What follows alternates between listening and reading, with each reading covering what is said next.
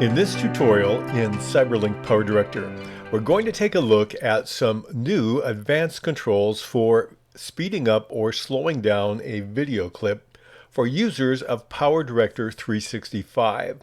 They've enhanced the tools and we'll showcase those in this tutorial. What I have on the track, number one, is a simple clip of a couple of ducks walking on the grass, and we'll use that as our basis to show you how this tool works. So what I want to do first of all is get into the edit mode. I highlight the clip I want to adjust the speed on and click on the edit button above the timeline. Then I have 5 options at the very top. We're going to go to the rightmost one called speed.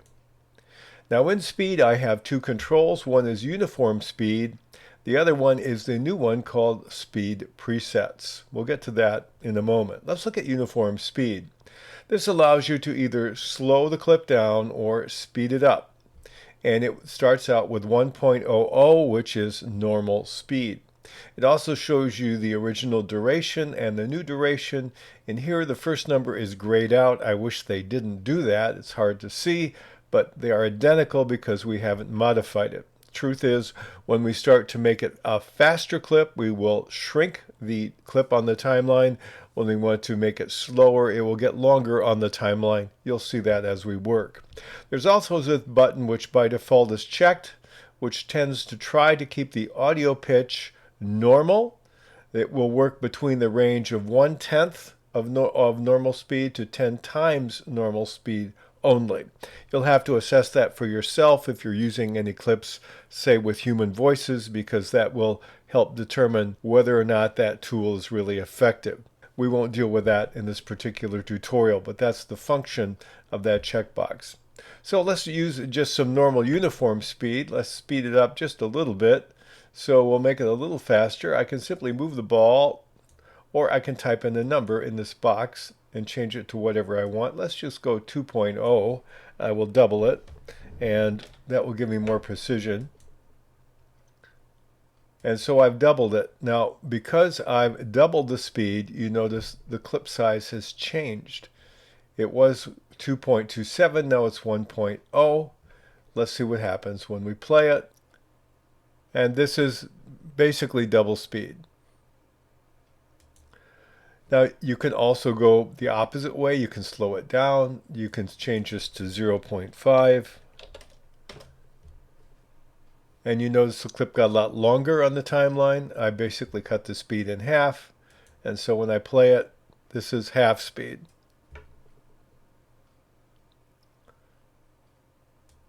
Now you can do this without PowerDirector 365. This is the same kind of control you could do before.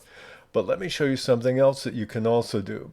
We want to reset it, and if you ever do, you just click the button in the lower left corner, and that'll turn it back to normal length and normal speed. The new tool that they want to highlight is called Speed Presets. So let's click on that and see what it offers us. What I'm going to do is make this a little wider here so we can see the controls better. It starts out and it gives you none, which is your default. You can do a custom one. We'll get into that in a moment. And then it gives you 6 other options that are called presets. So let's take one of the presets and just click on it and see what happens if we do montage. So here's what montage is. It gives you a sense of the way in which it works. Remember, 1.0 is normal. So from this point, and it does not give you a frame reference here. The only way I know how to do that is to click on it, and then you can look at it down here in the timeline, and you can look at your time code over below the preview screen. So here in this case it's 1617 at the new speed. That's where I have that marker. And then it will slowly elevate it up to this point here.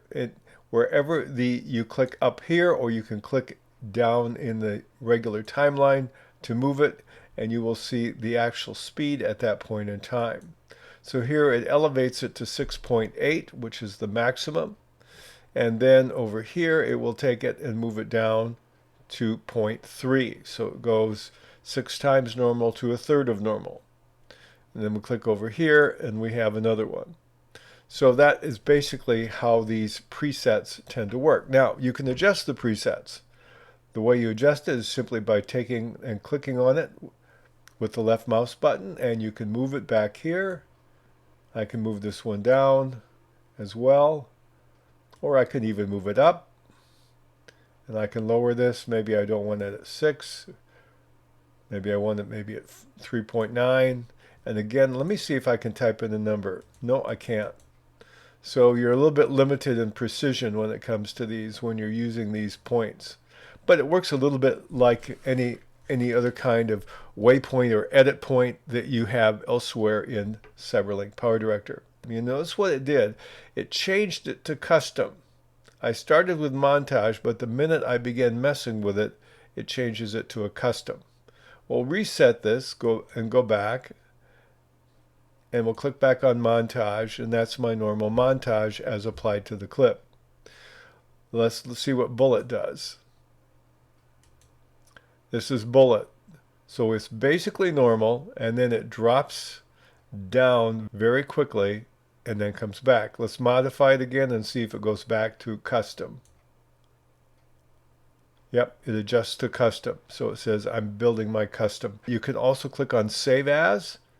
Let's try that. Let's click on Save As. Let's give us a new name. Let's call this Test and click on OK.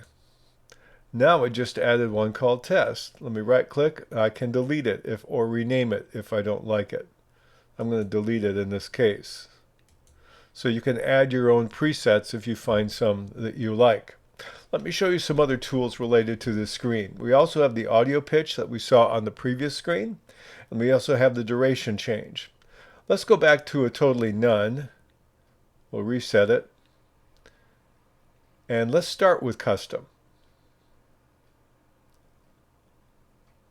I'll reset. Now when you start with custom and you have nothing applied to it, the clip is normal size, you haven't made no changes, and you have 3 buttons. Now why 3? Because it has to start and stop somewhere. It's like a beginning point and end point for the time at which it will change. So if I take the middle one and move it, you're going to see what happens. Here I'm going to slow it down for this amount of time. If I want to make it slow down and speed up for less time, again I can move these closer together. And it's basically functioning a lot like keyframes would. The only downside is that you don't see the time code here. You will see it down here. So again, I have to reference the time code underneath the preview screen. I could actually use a timeline marker here if I want to set the time codes precisely and measure it that way, but it doesn't give me that. The one thing it does do for me, it also gives me the option of magnifying or shrinking this display. So I click on the plus. Now I'm much tighter into the area, but then I have to use the button below to drag left or right to see the impact of those. So I'm going to make it smaller. It's a pretty small screen to edit in, so I tend not to want to magnify it, but if you do, you can do it this way. Let's click on Reset again. Let me show you another feature. You can combine this with any of the ups and downs of modifying it, making it slower or faster, but you also have this button here, which is interesting. This is freeze frame. So if I want to do a simple freeze frame, what I can do is I can move the time code here, or I can go down here if I want. Let's go to this place. Or I can use the time code settings and type it in here. Let's go 58 and 0. Okay, that's where my playhead is now. And then I can click this button here and it will insert a freeze frame. I can say how long I want it to be, 5 seconds. Let's say we just want it 4. Press enter. And now it enters a 4-second freeze frame when I click on the apply button. And you notice my clip just got longer by 4 seconds. So when we're playing this, if we don't even want to modify fast or slow or just want to do a freeze frame, we can do that. Let's play it and see what happens.